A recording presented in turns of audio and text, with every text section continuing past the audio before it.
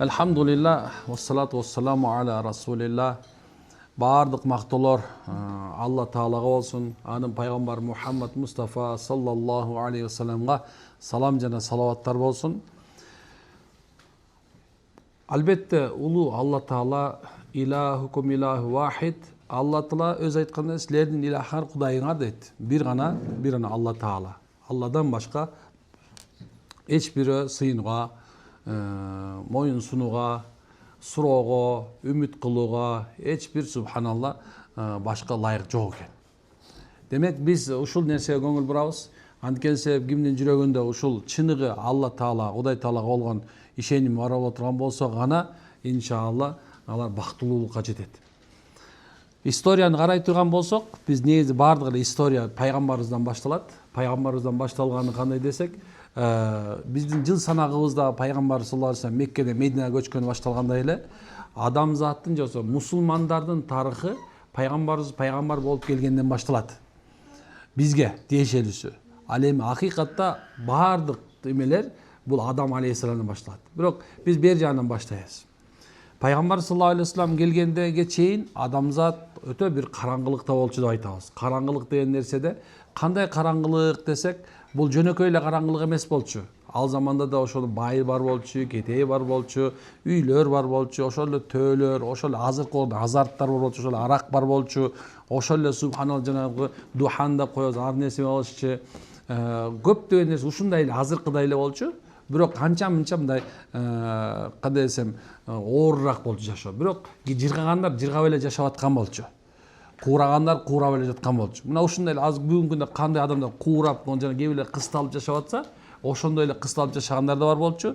Ошондой эле субханалла өтө бай болуп эмне кыларын билбей эсирип кеткендер да бар болчу. Бирок бул ал жөнүндө айта турган нерсе эмес, абалки айта турган нерсе ушул эки. Ал заманда адамдар мындай айтканда духовный голодание деп коет. Мындай айтканда ички дүйнөнүн ачкачылыгында жашап атышкан болчу. Анткени себеп адамдар бир нерсени үмүт кылып күтүп отурушкан болчу, адилеттүүлүктү күтүп атышкан болчу, тынччылыкты күтүп аткан болчу. Эмнедир адамдар бир нерсе күтүп отурушкан болчу. Бирок ошол нерсе мындай айтканда таңда эртең менен чыккан күндөй болчосо, түн ичинде чыккан айдай болуп, субханалла адамзатка керек болуп турган мезгилде, анан пайгамбар саллаллаху алейхи вассалам мен пайгамбар болдум деп некен адамзатка кабар бергенде, адамдардын мындай үмүт бар го адамдарда. Ошол үмүт жарктай түшкөн болчу. Эмне үчүн пайгамбар саллаллаху алейхи вассаламды көргөндө адамдар үмүт жаркты десек, анткени пайгамбар саллаллаху алейхи вассалам ошол замандын авторитеттүү адамдарынан болчу. Бирок пайгамбар саллаллаху алейхи вассалам ошондо пайгамбарда байлык жок болчу, пайгамбар саллаллаху алейхи вассаламда бийлик да жок болчу, пайгамбар саллаллаху алейхи вассаламда илим да жок болчу. Бирок пайгамбар саллаллаху алейхи вассаламда чыныгы адамдык сапат бар болчу. Чыныгы адамдык сапат дегенибиз пайгамбар саллаллаху алейхи вассалам эч качан бир да жолу калп айтып бирөөнүн көңүлүн өлтүргөн эмес болчу. Бул бир эң адамзатка негизи эле мына сиздер менен биз дагы баалай турган чоң бир сапат, бул негизи чынчылдык болуп эсептелет. Чынчылдык бул мындай өзгөчө бир сапат. Мен азыр силердин темаңарга келип токтойм, анча баштап аткан нерсем ушул болот. Кийинкиси пайгамбар саллаллаху алейхи вассалам өтө аманатка бекем болгон болчу. Пайгамбарыбыз аманатка ошондой бекем эле, пайгамбарыбыз качан Меккенин ичинде пайгамбар болдум деп турганда дагы пайгамбарыбызга ишенбеген адамдар дагы пайгамбар саллаллаху алейхи вассаламга келип өзүнүн акча тыйындарын, өзүнүн документтерин мындай айтканда аманатка сактап берүүгө берген болчу. Bir окуяны билсеңер керек, пайгамбар саллаллаху алейхи вассалам качан Меккеде Мединага көчөрдө, пайгамбар өзүнүн ордуна Азирети Алини жаткызып анан кетет деген биз сиралардан окуганбыз барыбыз. Бирок сираларда окуганда пайгамбарыбыз эмне үчүн Азирети Алини калтырды, жаш баланы эмне үчүн калтырды? Бул бир тактика эле же да бир нерсе эле дей турган болсок, айтат экенбиз, ал тактика эмес болчу. Ал пайгамбар саллаллаху алейхи вассалам Азирети Алиге айтып экен, Азирети Али, сен мен кеткенден кийин бул адамдан мен ушундай аманат алып койгон болчумун. Ошол аманатты, ошонун акчасын, документин бар боларын ушуга тапшырып туруп анан биздин аркабыздан кайра келесиң dedi. Карасаңар пайгамбарга тактика кереги жок болчу. Пайгамбар саллаллаху алейхи вассаламды ошол убакытта мынакей пайгамбар эшиктен чыкканда Меккенин уруусундагы эң күчтүү, эң мындай бир таамай деген 12 жигит колунда найзасынан күтүп турган болчу. Бирок пайгамбар саллаллаху алейхи вассалам Жабрейил алейхиссалам кабар берип койгон, ушинтип сени өлтүргөнгө, мындай сага покушение кылганга, бул жерде 12 турат. Алланын жардамы сага болот деп туруп Ясин сүрөсүндөгү баштапкы 2 аятты эмеде баштапкы 6 аят бар, ошонун 5 жана 6 аятын субан окугун деген. Окуп туруп пайгамбарыбыз мындай топурактан алып туруп, анан кийин чачканда баягы адамдар эмне болду? Алланын каалоосу уйкуга кетти. Алла уктатып салдыларды. Алар мындай айтканда баягы покушенияга келген унутуп калышкан. Карасаңар, Алланын жардамы бар болчу. Бирок пайгамбарыбыз Азирети Алини калтырганда эмне максатта калтырыптыр? Аманатка субан кыянат кылбайын деп. Мына адамдык сапат. Ошону сен адамдар пайгамбар саллаллаху алейхи вассаламдын Хадича энебизге кылган мамилесин, ошондой балдардын, кыздардын да кылып аткан мамилесин, ошол заманда кыздарды түрүлөй көмүшкөн да, кыз болуп төрөлүп калса намыс болгон. Ал үйгө өлүм келгенде болуп, эркектер көчөгө чыга албай, эмнеке сен дагы катының деген кечирип койду. Аялың эмне кыз төрөп койду деп шылдыңдашып, давай сыртка чыгар дагы барды өлтүр деген да. Мындай айткан түрүлөй эле көм салышкан болчу. Бирок пайгамбарыбыздын ушундай бир ошол мезгил адилеттүүлүгүн караңыз, кыздар мынакей канча кыз боло турган болсо, бирөөнү да көмгөн жок. Бирөөнү да көмгөн жок. Эми ошол себептен адамдар кул болсун, бай болсун, мындай айтканда бир мандикер болсун, субхан, мандикер билесиңер, күнүмдүк жумушка жалданганды мандикер деп айтабыз.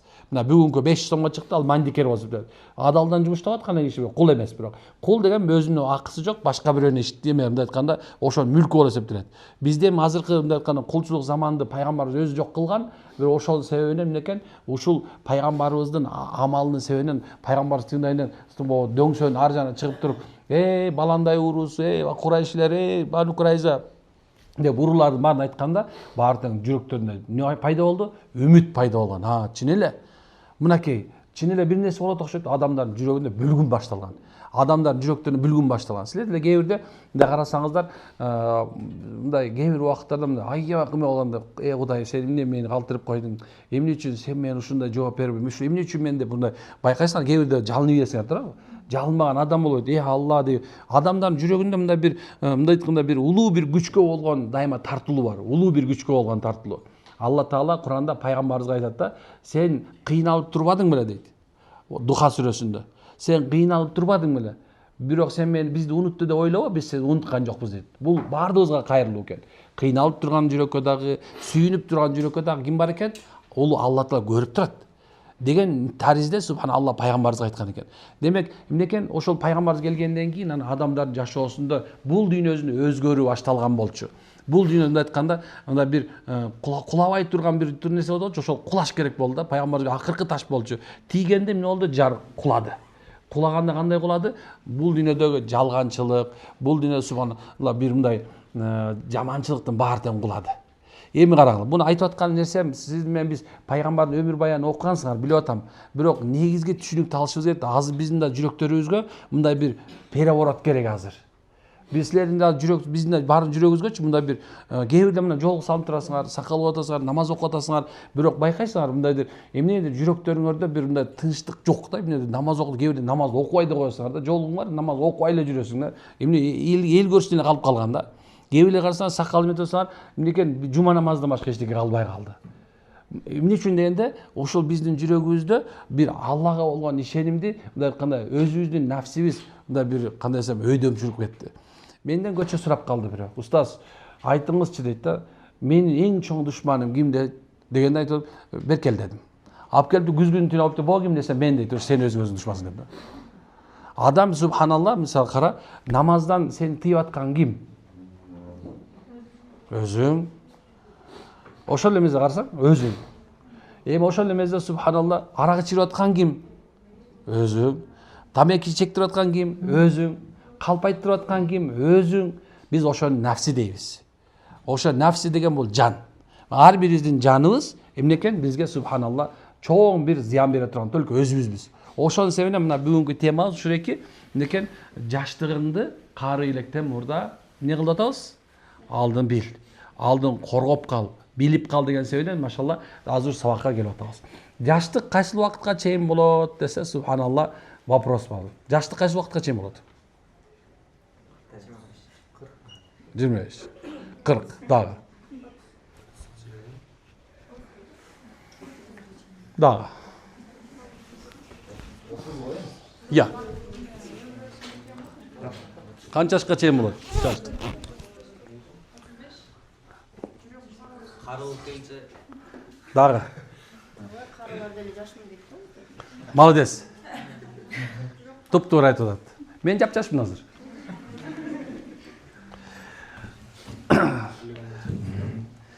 Өлгөнгө чейин жаш бола берет. Пайгамбар саллаллаху алейхи вассалам айтат, карып калганда силердин пешенеңер эки нерсе жазылып калгандай, ошол нерсени сүйүп каласыңар деген. Биринчиси мен жашмын деген нерсе боюңда турат экен. Бар коем да мен жүрөгүмдө жашмын дей беришет, жүрөгүмдө жашмын дешет. Экинчиси болсо могун бар меники. Мен таптым, мен салдым. Атаңар ушинтип айтабы? Мен болбосам, дейт го. Мен болбосам силер болбой калмаксыңар дейт турабы? Ушул сөз мына баарыңардын кулагыңарда атат да. Мен окутпасам келесі ойынча калмаксың дейт. Кээ бирлер апаңарга айтат, бул келесі балаңды, бул шүмшүк кызыңды субхана мен бакпасам эмне болот эле дейби? Андайды субхана айтпаган эч ким жок. Кыргыздын менталитетинде бар бул нерсе, сөз айтылат бул. Биздин ушундай мындай эмет го. Мен уккам ал нерсени, ошончо айтып атам да. Бирок айтайын деген нерсем ушул. Пайгамбар саллаллаху алейхи вассалам кайтат да Айша энебиздин мындай Айша энебизди ушунча сүйгөндүгүнөн пайгамбар ушундай бир жакшы, абдан жакшы көргөн да. Башка аялдарынан да жакшы көргөнмү деп ойлой берем да кээ бирдечи. Анткени себеп сен өлгөн аткан болсоң, өлүм төшөгүндө жата турган болсоң, кайсы нерсени каалайт десе, тынчтык болгон жерди каалайт элең, туурабы? Өзүң жактырган жерде. Ошо пайгамбар саллаллаху алейхи вассалам Айша энебиздин жанында ушу ооруп, мынакей өлүм төшөгүндө жатканда жатаардын алдында аялдарын баарын чогултуп, мага уруксаат берсеңер, мен Айшанын жанына жаткым келет деген да. Мен Айшанын комнатасында болоюнчу депчи. Ошонун себебинен мынекен пайгамбар Айша энебиздин комнатасына келип, анан ошол бир күнү мындай деп атты, Айша дейт.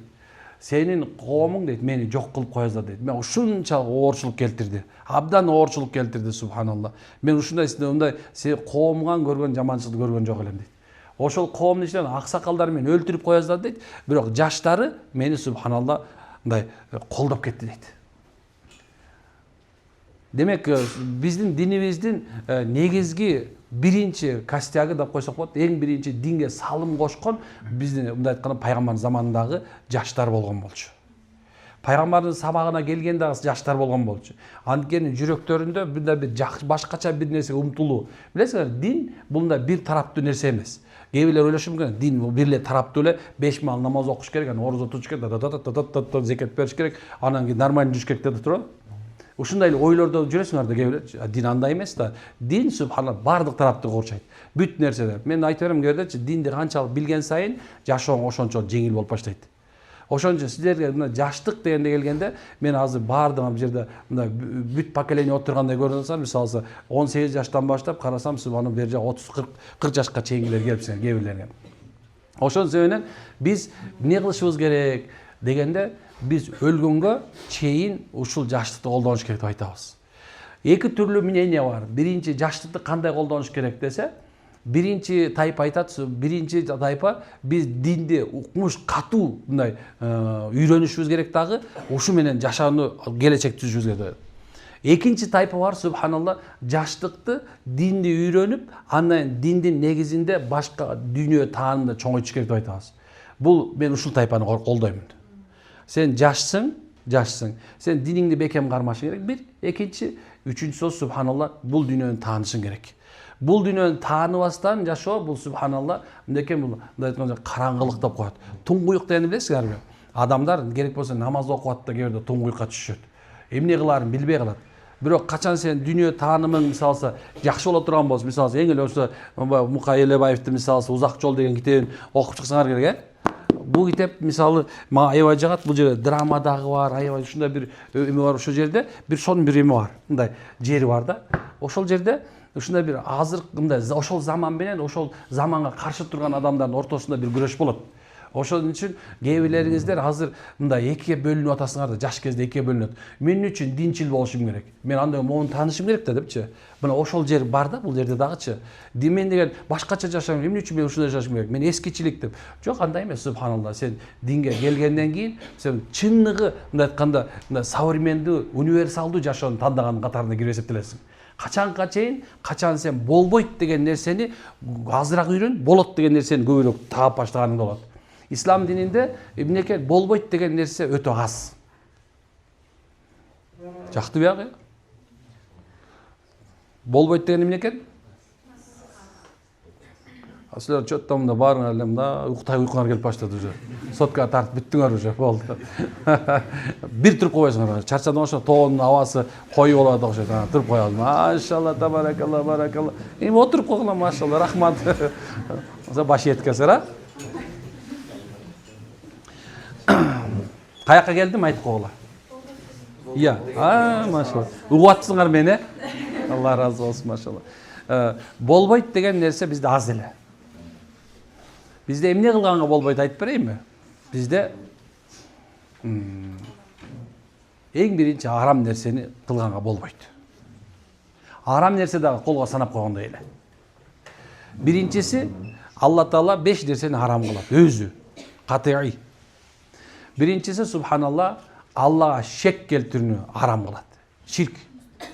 Ширк деген эмне билесиңер, э? Ширк деген бул Алладан башкадан үмүт кылуу. Мисалы, гороскопко ишенишет кээбилер. Гороскопту бул чыныгы ширк болуп эсептелет. Кээбилер болсо жанагындай бир нумерология деген нерсе бар. Квантовая психология. Ушул сыяктуулардын баардыгы тең эмнекен бул ширк болуп эсептелет. Анда бул мындай айтканда бул эмне үчүн айтымда ширк болот? Анткени себеби бул тагдырга кийлигишүү. Адамдын тагдырын субханалла ай эч качан чече албайт. Жылдыздар чече албайт. Алардын максаты бар да, ал асманга кооздук үчүн коюлган болгон ошол эле. Экинчиси болсо асманга чыгып бараткан шайтандар атыш үчүн бүттү.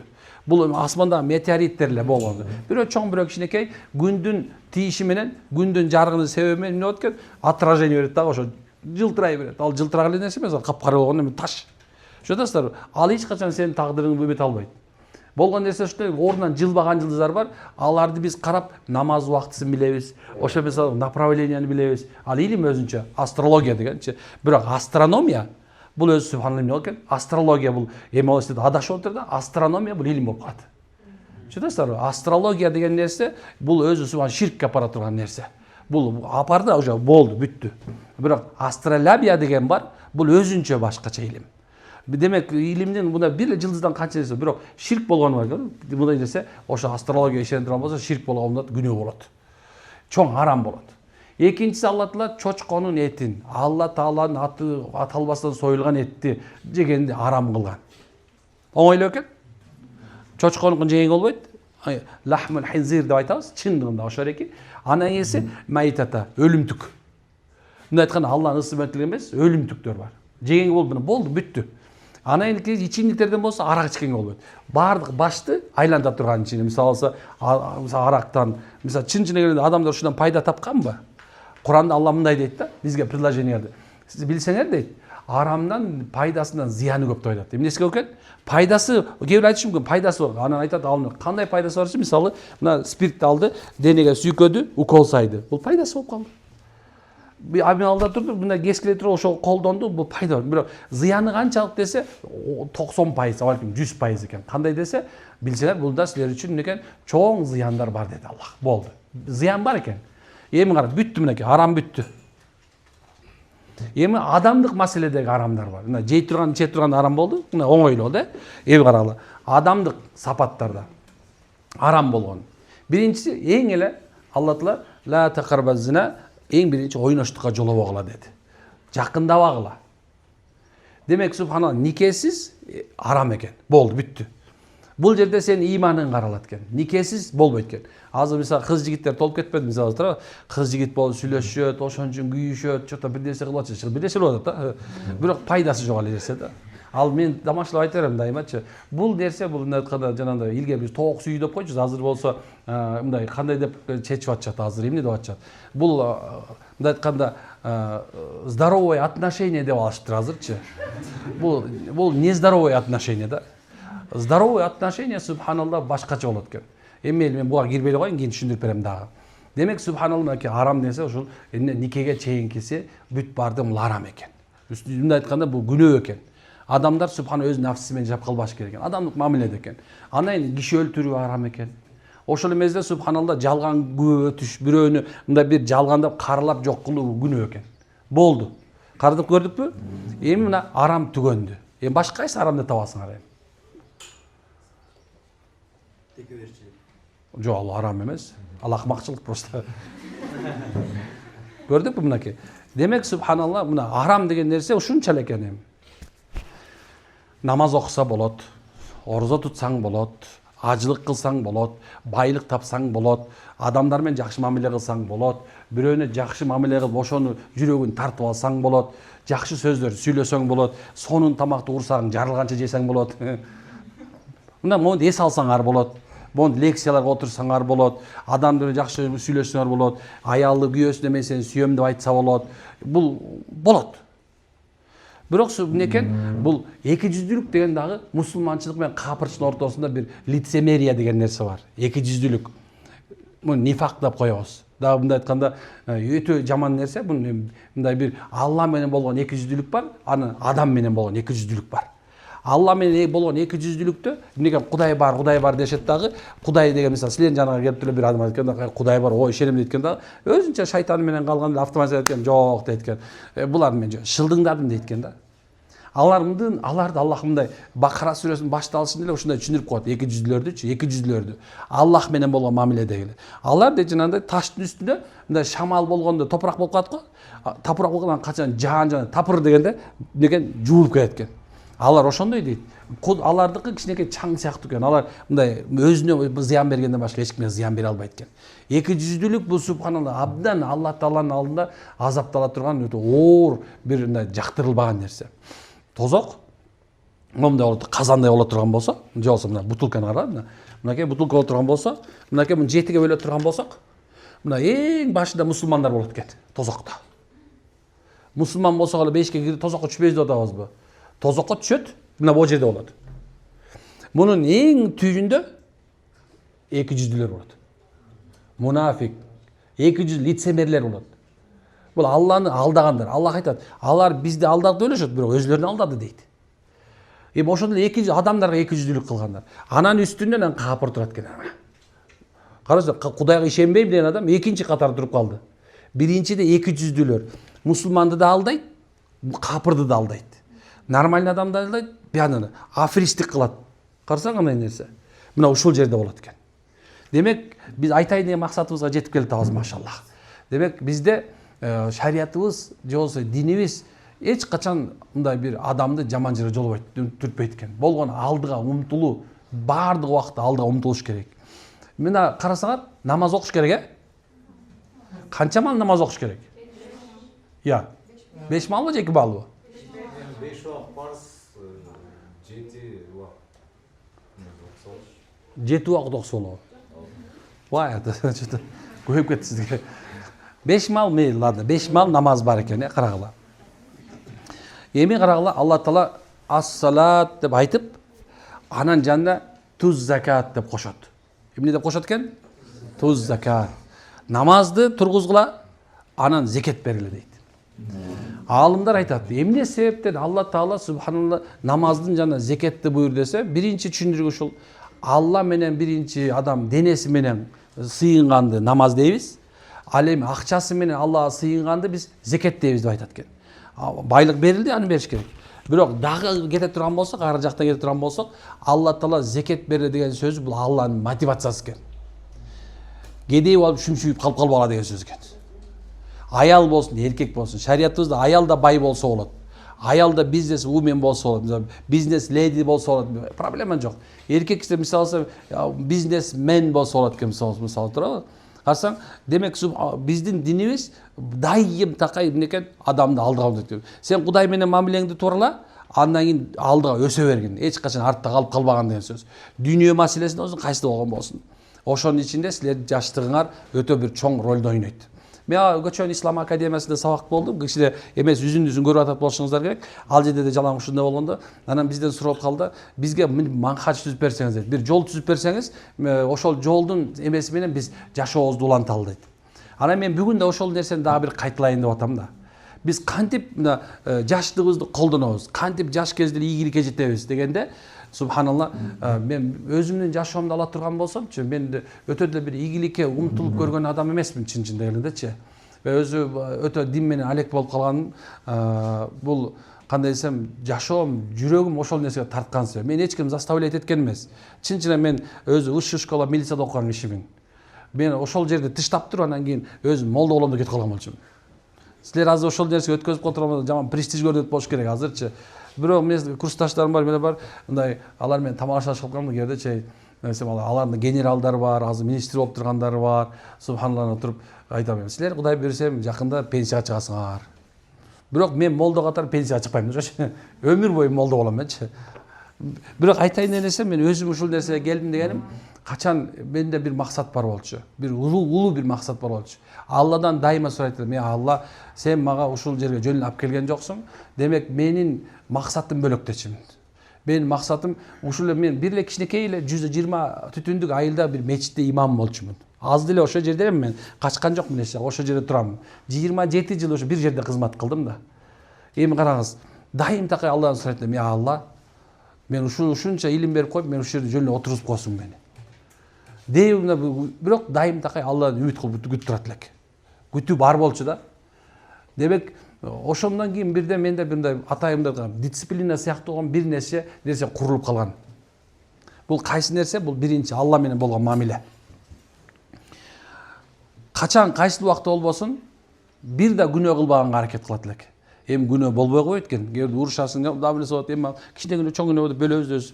Бирок айтайын деген нерсем, дайым такай субханалла ошо күнөөдүн кичинекейине да барбаганга аракет кылат элек. Анан бул биринчи экен. Экинчиси болсо, мындай айтканда даимий бул китепти сүйүү.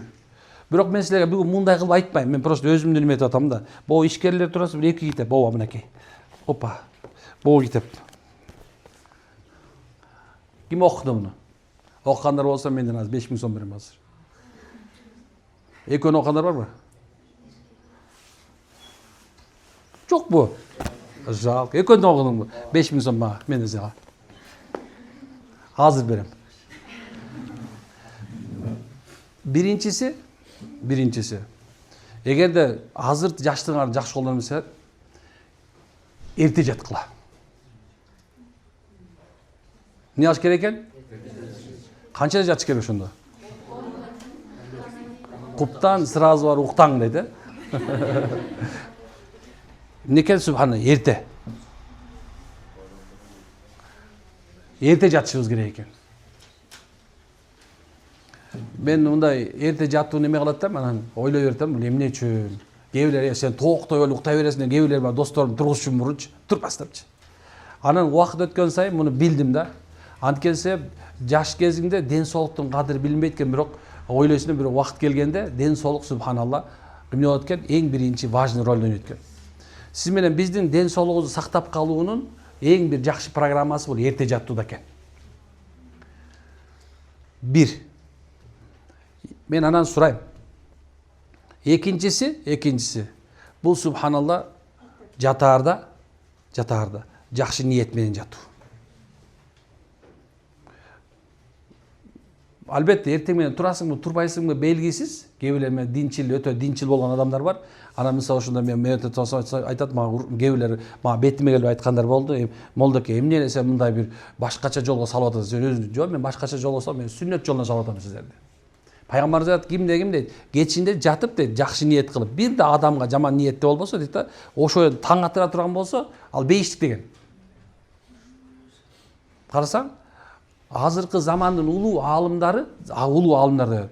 Демек, эрте жатып, анан жакшы ниет менен жаткан адамдар эртеңки күнгө ушундай бир күч менен 100%. Мына силерде мына электромобиль барбы? Менде бир электромобилим бар, эмеге сайып коем, анан 100% боло турган 400 км жүрөм да, дайымачы. Точно билем да. Анан мындай да бар да, мына быстрый зарядка бар. Анан мындай медленный зарядка бар, билесиңерби? Менде үйдө медленный зарядка турат. Ошо сайып турган болсом, бир 10 саатта толот да, быстрый зарядка жарым саатта толот. Өкөтөң 100 болот, бирок медленный зарядкадачы, эмне бар айтайынбы? Мындай бир береке бар да, бир 400 толук жүрөм да. Тиги менен болсо, бир 400 деп тура турган болсо, 250 жүрүп калат, болду. Эмнеге билбейм да. Бирок мен ушул нерсени айтып келем, эмнекен ошо жатаарда. Бул эрте жатуу, эртең менен эрте туруп, мындай жакшы ниет менен жатуу, бул силерге пайда берет. Жана 400 км жеткизет. Андан кийинкиси, экинчиси субханалла фажр намазды калтырбоо. Бул эки нерсени алып келет. Биринчиси эрте туруу, экинчиси күндү Кудай менен баштоо. Мен австралиялык дос эмен бар, үкө досум деп коем. ошол эки баягы сүйлөшүп отурсам айтат, Австралияда жашап атат азыр. Ошол жерге кетип калган, окуп, өзү биякта Манасты эмени бүттү. Ошол жердин баарын бүтүп, өзү англисче, түркчө өтө жакшы сүйлөгөн бала эле. Мен өзү илимдүү балдарды канчалык өзүм менен кичүү болсо деле мага дос кылып алам. Анткени себеп кээ бир убакыттарда ушундай болот, өзүңдүн курактуу адамдар менен сүйлөшүп отыргың келбейт да. Эмне үчүн? Анткени темаң жок калат. Бирок илимдүү адам менен отуруп сүйлөшүүчү кадимгидей бир күч берет да магачы. Ошонун себебинен кээ бирде отуруп мындай бир жакшы сүйлөгөндү билген, жакшы китеп окуганды билген адамдар отура турган болсом, кадимгидей бир жашоо менен ордунан бир башкача нукка толгондой болот да. Бир позитив аласың да. Адам алдым керек болсо бир нерсени изобретать этейин деп ойлойсуң, бирок ошото болбой кетет да. Айтайын деген нерсе эмне экен? Биринчи күндү эмне менен башташ керек экен? Алла менен баштайбыз. Анан айтайын деген максатым келип атам. Эртең менен ошо Австралия досум айтат да, эртең менен аякта саат 2ге чейин иштейт экен, бирок эртең менен жүз 6да башталат экен. Анан айтат, эмнедир аякта бир береке бар экен дейт да. Адамдар бат эле байып кетет экен. Любой бияктан барган делечи, арабы деле, биякта же Пакистандын бангалары жүрүп атпайбы? Ошол жака барып эле бат эле байып кетишет дейт. Мен ошону изилде көрсөм дейт, алардын эрте жатып, анан эрте турганда экен дейт. Эртең менен встречага чакырганда эч качан мисалы саат 3гө чакырбайт экен да. Эртең менен саат 6га чакырат экен да. Карасаң, анан эртең мененки кофе, обязательный кофе бар экен. Анан аларда бир эме экен, сөз бар экен, эртең менен келатканда эртең менен кофеңди иштиңби деген сөз болот экен дайымачы. Анан дагы бир нерсеге көңүл бурдум дейт да, аякта адамдар жылмайып турат экен дейт. Анан мен ошондон ойлондум, пайгамбар саллаллаху алейхи вассалам жылмаюу да садака деген, демек эртең мененден баштап, мына бүгүн сен эрте турдуң, Алла менен мамиле кылдың, эми сен жаныңдагы адамдар жөнүндө жакшы ойлогонду үйрөнүш керек экен. Бул силерге субханалла 4-чү жолу ушул экен. Адамдар менен пайгамбарыбыз айтат, кимде ким адамдар менен сүйлөшө алса, бир иш жүргүзө алса, бир адамдарга жакшы сөз айта алса, алар менен мамиле кура алса, мисал алсачы, акылмандуулуктун ал жартысын таптыр деп айткан экен. Бирөө мен бар эле мисалы алса, мен көп неметем, сүйлөшүп калганда, койчу ошо кишиби дешет да. Аны менен сүйлөшпөш керек. Мындан бир 2020-жыл болуш керек. Мен өзү көп эл кыдырган кишимин да. Бир жерге барсам, молдоке айтып калды, молдоке, бул жерде бир киши бар, ошого бир барып келели деди. Бирок ушундай жаман киши аны менен сүйлөшкөнгө болбойт. Ал адамды ушундай сүйлөшкөндө такыр болбойт. Анан мен ометип калдым, айтып атам, кандайча болбойт экен, любой киши менен сүйлөшсө болот. Барсак, субханалла, ал адамда экен. Киргенде да кабагымда экен да. Анан биз күлтүрө бердик. Эмне жыр жаясың дейт. Анан күлүп тур да, садака, биз сизди жакшы көргөн үчүн келдик, машалла. Сизге бир жакшы кабар менен келдик. Эмне кабар алып келдиң? Мешитке барбайм деди сразу элечи. Мен сизди мешитке барат деп айткан жок. Бар деп айткан жокмун. Сизге жакшы бир кабар бар. Эмне кабар бар? Машалла, пайгамбарыбыз айткан экен, кимдин үйүнө мусапыр келсе, ошол үйгө 40 күн береке келет деп айтты деди. Мусапыр конок да турабы? Кудай конок. Десем эле баягы киши шок деди. Эмне дейсиң деди. Эми Кыргызда кудай конок деп, мен кудай конок болуп келдим деди. Десем, ай кемпир, чай кой деди. Кирип кетпи ошонун үйүнө болду. Ол аябай сонун адам экенсиң. Кийин мен 3 күнгө даватка чыкты ошо киши. Демек, адамдардын субхана силер бирөө менен мамиле түзө албай атасыңар азырчы. Бирөө менен келише албайсыңар, кээ бирөө ата-энеңер менен келише албай атасыңар, кээ бирөө бир туугандар менен келише албай атат, кээ бирөө бир бизнести кылайын десе деле баш аягын таппай атат, кайсы нерсени кыларын билбей атат. Эң эле оңой эле нерсе жылмай. Күлүп коюш керек. Кичтен күлүш керек. Мен улам менен бир нерсени тамашалап коюп күлдүрүп атам, байкап атасыңарбы? Силер азыр ушактан менден барганыңарда үйүңөргө субханалла ата-энеңерге күлүп кирсин деп атам. Бул жерде мисалы жеңелер бар, байкелер менен урушуп келип, кантип мотивация таба албай жүрмүздөр. Байкем жана күлүп койгонсуздар, машалла. Качан мисалы мен келинчем менен кол кармашып көчөдө кетип баратсам, бирөө молдоке десем, жаман күртө болуп кеткенсиң го дейт да. Бул бизде ушундай нерсе бир эме бар да. Мисалы алса, аялдын колун кармап баса турган болсоң, өзүң аялыңдыкын айтып атам. Бул бизде мындай нерсе бар. Бул десе, бул чото не то дейт да. жүрбү открытый нерсе бизде уят деген нерсе менталитет ушундай нерсе. Бирок ошол эле мисалы Меккеге, Мединага бара турган болсоңор, ошол эле Пакистанга бара турган, ошо Индияга бара турган болсоңор, мисалы мусулман өлкөлөр Малайзияга бара турган, Индонезияга бара турган болсоңор, ошол эле эмес, Европага деле бара турган болсоңор, мусулмандардын мындай көбүнчөсү бири-биринин колун кармашып кетип баратканын көрөсүңөр. Кадимгидей эле колдорун кармашып эле кетип баратканын көрөсүң. Анан субханалла, ойлойсуң да бул эмнеге мындай кылат? Көрсө бул ислами менталитет ушундай экен. Мусулмандардын менталитети. Мындай айтканда, арырактыр мен элдин көзүнчө эме, мындай айтканда элдин көзүнчө ар тур мындай как будто чагып ичиди жылан, анын жанына барсаң эле аял болуп калыш керек экен. Жок андай эмес, исламда субханалла. Үйдө да, көчөдө да ошондойсуң. Айтайын деген нерсе эмне экен? Мамиле куруу деген субханалла чоң бир маселе. Ошон үчүн жаш кезиңерден мамиле кылганды үйрөнүңүздөр. Мамиле. Ийгиликке жете турган адамдардын көпчүлүктөрү мындай айтат экен да, мен бүт коучтарды баарын угуп чыктым. Бирок алардын айткандарын көпчүлүктөрү акырында күнөөгө апарат экен. Бирок биздин ислами психологияда, ошол эле мезде ислами маданиятыбызда, биздин менталитетибизде эмне экен, бири-бирине жакшы көрүү деген сөздү аябай көп колдонулат экен. Пайгамбар саллаллаху алейхи вассаламды Алла Таала мындай деп айтат да Куранда, маанисинде. Эй Мухаммад дейт.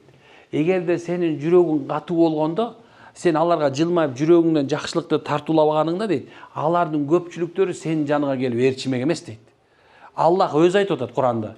Эмне экен, сени ээрчимек эмес дейт. Качан ээрчимек эмес экен?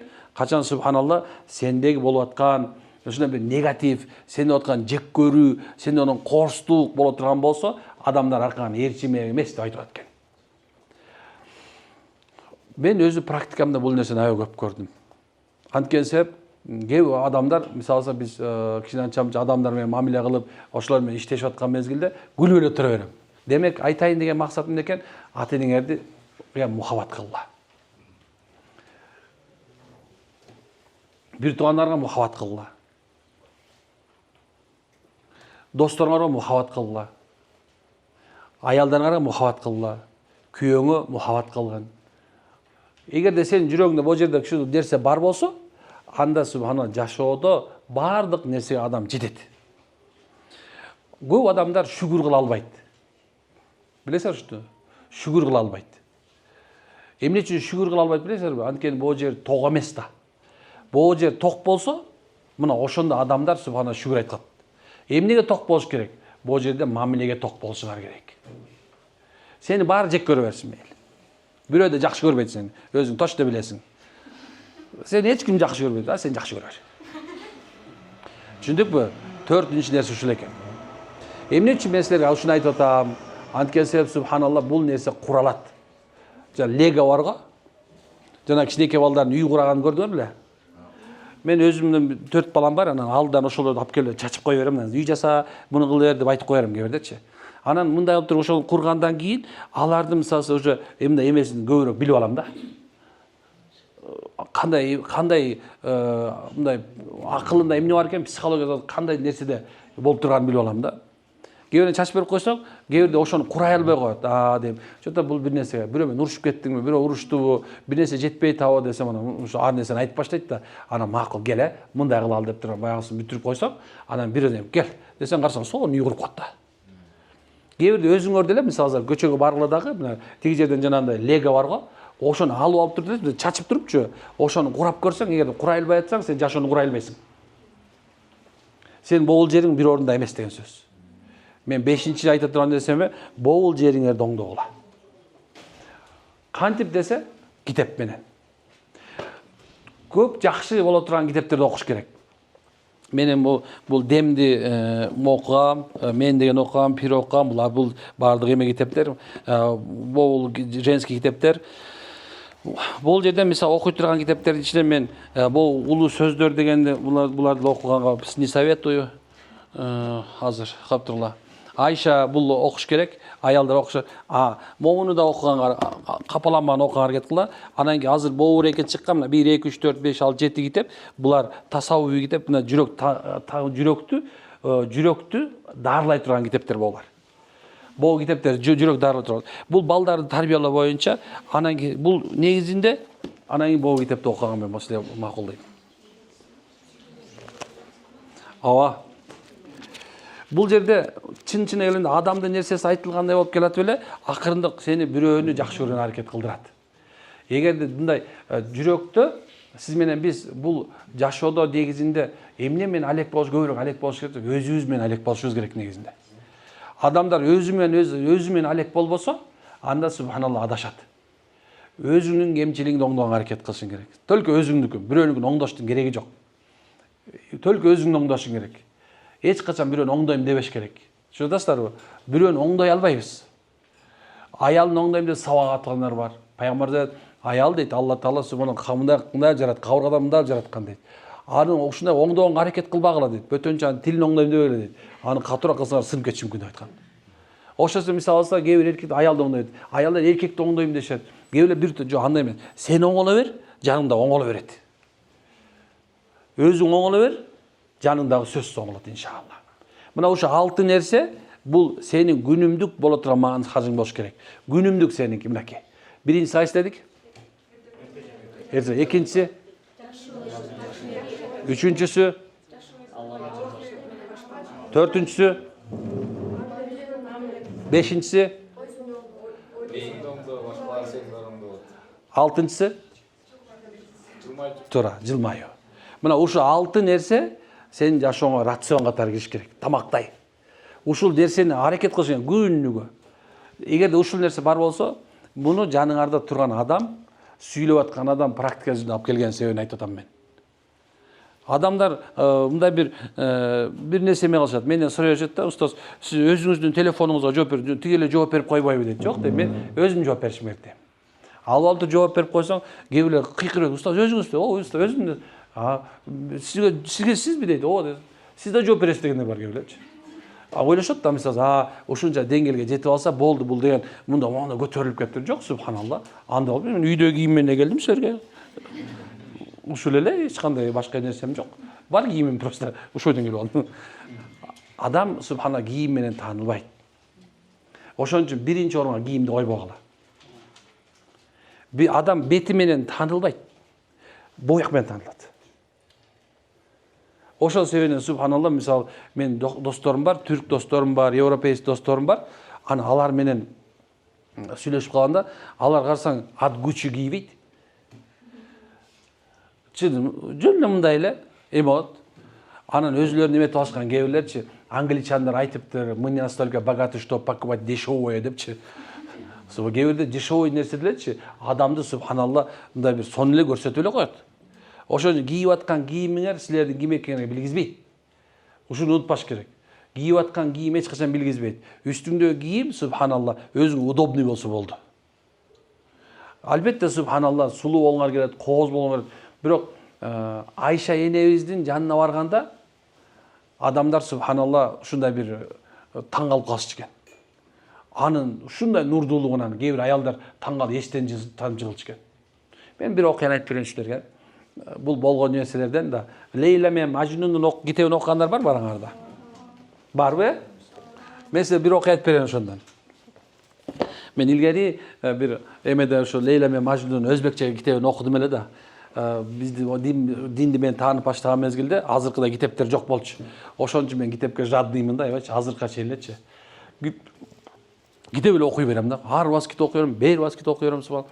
Бир күнү Лейланын ушундай бир даңкы чыгып, Мажнун экөөнүн сүйүүсүн эмеси чыгып кеткенден кийин, баягы Харун Рашид, ошол замандын халифасы, ошол Лейла ким болду экен көрөйүнчү деп барыптыр. Ага барып анан сурайт экен, кайда Лейла десе, менмин дептир. Мындай караса сыган экен да. Кадимки эле сыган бар го. Индиялыктар мындай жана кинодогулар жүрөт атпайбы? Булар Пакистандан алып келишет. Ал андай болбойт. Ал индийский кинодогулар бар. Алар чисто Пакистан жанагындай Индия аялдап келе турган болсоң, вообще капкара эле бир сыган турган болот. Аны карап туруп, "Уай ата, сени сүйүп алып туруп деп туруп чыгып баратканда, халифам токто деген экен. Ал мезгилде халифага адамдар ушинтип сүйлөшкөн. Халифам токтоңуз. Сиз айтып аткан нерсеңизге мен жооп берейин. Сиз менде сулуулукту көргөн жоксуз дейт. Эмне үчүн көргөн жоксуз айтайынбы дейт. Айт дептир. Анткени сиз мени көзүңүз менен көрүп атасыз дептир. Ал мени Мажнун болсо жүрөгүм менен көрөт деп айткан экен. Любой нерсени субханалла жүрөк менен караганда ошонун таразасы болуп чыгат. Адамдар субханалла акыл менен биринчи чече баштаса, Эмне экен ошол замат адашуунун үстүнө түшүп башташат. Качан адамдын жүрөгү сенин туура жолго багыттап аткан болсо, ал адамдын туура жолун тапкандыгы белгиси болот. Аны кээ бир айтышы мүмкүн, аны кантип табабыз десе, мен силерге бир нерсе айтайынбы? Ким деген жана айттык го. Мен тиги азирет деле биягында жүрбөйбү? Англисче начни свой день с фаджра деп турат. Эгер эртең ким деген субханалла бул жерде күнүн Кудай менен баштаган болсочу, гарантия менен сол бекерден 40 күн, энесине 40 күн деп кыргыздарда бекер айтылбайт. 40 күн субханалла 5 мал намазды калтырбай, 40 күн субханалла зикирди калтырбай, 40 күн бирде адамга жаманчылык кылбай, 40 күн адамдар менен ушундай бир жакшы мамиле кылып туруп 40 күн жашап көрсөң, зикир менен 40-күндө субханалла сен жүрөгүң сени туура жолго апарып баштайт. Адаштырбайт. Болгон нерсеси адамдар ушу акылы менен жүрөгкө күрөш болгон себептен аз бактысыз болуп атат экен. Мен бир суроо, жаңы тренд суроо пайда кылдым. Устаз, мен бактылуусу, мен күйөөм ушинтти, устаз, мен бир тууганым ушинтти. Анан кийин акырында ушундай бир суроо келтирдим да. А сен кимди бактылуу кылдың депчи. Сен себептүү бирөө бактылуубу? Вопрос берип көрдүңүзбү? Бир нерсе мындай айтканда, бирөө таарынардын алдында токтоп туруп ойлоп көрсөң, мен мага бирөө таарынып аткан жокпу депчи. Бирөөгө мындай бирөө менен урушаардан мурда, могу мени менен урушкусу келип аткан жокпу деп жакшылап ойлоп токтоп көрсөңчү, субхана өзүң не прав болуп каласың. Түшүнүп атасыздарбы? Демек, машалла, урматтуу бир туугандарым, жаштык бир эле келет. Жаштыкты субхана ушул заман менен чоңойттургула. Илгери бизде мындай болчу деген сөз бар. Ал илгери болчу да. Эми силердин мезгилиңер башка. Ошол үчүн Азирет Али айткандай, өзүңөрдүн балдарыңарды, өзүңөрдүн заманыңар эмес, балдардын заманы менен чоңойткула деп айткан. Демек, субханалла, замандан артта калбагыла. Бирок замандан артта калбайм деп атып, өзүңөрдү бузуп албаганга аракет кылгыла. Адамкерчилик бул модадан кетпейт эч качан. Адамкерчилик деген сөздү унутпайбыз. Баары тең субхан сени нааразы болсун, бирок сен эч кимге нааразы болбо. Сени субхана сенин пайдаң тийсин, эч кимдин пайдасы тийбей койсун, бирок сенин пайдаң тийсин башка бирөөнө. Мына ушул нерсе чынын адам кылат иншалла. Аракет кылабызбы?